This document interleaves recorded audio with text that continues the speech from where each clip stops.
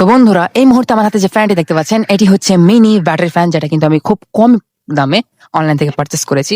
And এটার কিন্তু 3টে স্পিড মোড আছে এবং এটা কিন্তু শুধু অনলি ফ্যান না, এটার সাথে কিন্তু লাইটও আছে। প্রথমে আমি আপনাদেরকে এর স্পিড সম্পর্কে বলি। এর হচ্ছে 3টে স্পিড মোড আছে। প্রথম স্পিড আপনার 7 to 8 আওয়ার্স কিন্তু কন্টিনিউয়াসলি এক চার্জে চালাতে পারবেন। এটা চার্জিং টাইম হচ্ছে 4 থেকে 5 ঘন্টা সময় লাগে চার্জিং হতে।